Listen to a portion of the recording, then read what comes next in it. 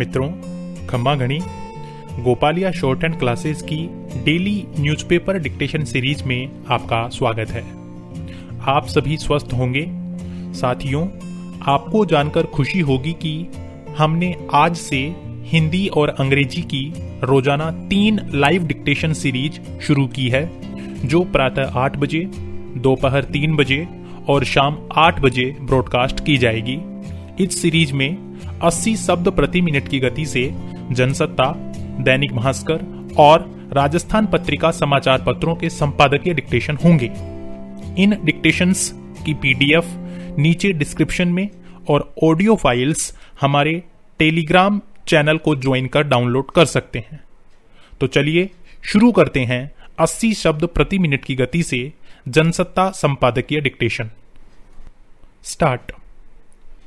महाराष्ट्र के औरंगाबाद जिले में शुक्रवार तड़के एक मालगाड़ी से 16 मजदूरों के कट जाने की हृदय विदारक घटना बता रही है कि प्रवासी मजदूरों के मसले पर हमारी सरकारें कितनी लापरवाह और संवेदनहीन साबित हुई हैं। ये सारे मजदूर मध्य प्रदेश के थे, जो अपने घरों को लौटने के लिए जालना से चलकर औरंगाबाद पहुंचना चाहते थे और फिर वहां से मध्य प्रदेश जाने वाली रेलगाड़ी में सवार होते। जाहिर है इन्हें औरंगाबाद तक पहुंचाने का कोई इंतजाम सरकार ने नहीं किया, इसलिए ये रात में रेल पटरियों के सहारे औरंगाबाद के लिए निकल पड़े। सुबह 4 बजे के आसपास थकान की वजह से कुछ देर पटरी पर झपकी ले लेने का फैसला इनके जीवन के लिए आखिरी साबित हुआ। राष्ट्रीय मानवाधिकार आयोग ने भी इस घटना का संज्ञान लेते हुए महाराष्ट्र सरकार को नोटिस जारी किया है। सवाल है कि इन मजदूरों की मौत के लिए जिम्मेदार किसे ठहराया जाए। क्या इसके लिए केंद्र और महाराष्ट्र सरकार जिम्मेदार है, जिन पर प्रवासी मजदूरों की सुरक्षित वापसी सुनिश्चित करने का दायित्व है? क्या स्थानीय प्रशासन दोषी है, जो मजदूरों को खुले तौर पर जाने से रोक नहीं पा रहा? क्या पुलिस प्रशासन की लापरवाही है, जिसने इन्हें रेलवे लाइन के सहारे जाने दिया?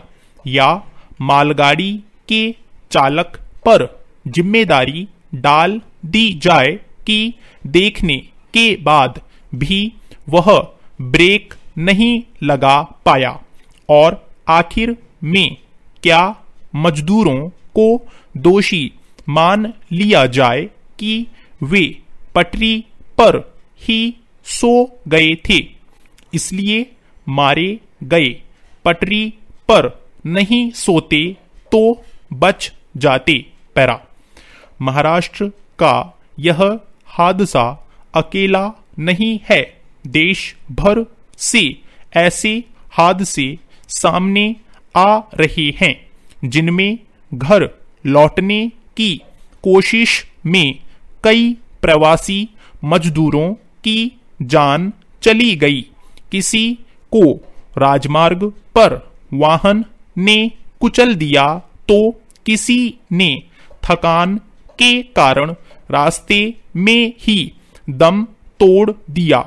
इन घटनाओं ने प्रवासी मजदूरों को उनके घर तक सुरक्षित पहुंचाने के इंतजामों के सरकारी दावों की पोल खोल दी है। यह कहना आसान है कि मजदूरों की गलती थी कि पटरी पर चल रहे थे और सो गए और इस वजह से हादसा हुआ। लेकिन इससे भी बड़ा सवाल है कि मजदूरों को आखिर पटरी पर चलने के लिए मजबूर क्यों होना पड़ रहा है? क्यों जान की बाजी लगाकर मजदूर पैदल, साइकिल पर या अन्य वाहनों में छिप कर निकलने को मजबूर हो रहे हैं? दरअसल हकीकत यह है कि सड़कों, राजमार्गों पर पुलिस नहीं निकलने दे रही। मजदूरों की संख्या लाखों में होने के कारण इनकी वापसी सरकारों के लिए सरदर्द बन गई है। काम धंधा है नहीं, लोग खाने को तरस रहे हैं। ऐसे में कौन नहीं अपने घर लौटना चाहेगा? पैरा। मजदूरों के इन दुर्दिनों के लिए केंद्र और राज्यों को क्यों नहीं जिम्मेदार ठहराया जाना चाहिए? होना यह चाहिए था कि पूर्णबंदी से पहले सरकारें मजदूरों को या तो अपने घर भिजवाने का बंदोबस्त करती या फिर उन्हें भरोसा दिलाती कि किसी का रोजगार नहीं जाएगा और नियोक्ताओं पर दबाव डालकर यह सुनिश्चित भी कराया जाता। लेकिन आज हम देख रहे हैं कि सरकारों ने ऐसी कोई जहमत नहीं उठाई। उल्टे प्रवासी मजदूरों की वापसी के मुद्दे पर उनमें एक राय नहीं रही। यह हादसा अपने घरों को पैदल लौट रहे उन तमाम मजदूरों के लिए भी बड़ा सबक है कि अपने विवेक का इस्तेमाल करते हुए ऐसे जोखिम न उठाए कि जान ही चली। साथियों, इस चैनल को सब्सक्राइब करें और बेल आइकन को प्रेस करें ताकि लेटेस्ट वीडियो की जानकारी आपको मिलती रहे। गति बढ़ाने के लिए नियमित अभ्यास करें। इस चैनल पर 80, 100, 120, 140 और 160 शब्द प्रति मिनट की गति से डिक्टेशन उपलब्ध हैं, जिनका आप स्वयं भी लाभ लें और अपने मित्रों को भी शेयर करना न भूलें। डिक्टेशन अच्छा और बुरा लगा तो लाइक और डिसलाइक अवश्य करें। कोई सुझाव या प्रश्न हो तो कमेंट बॉक्स में लिखें।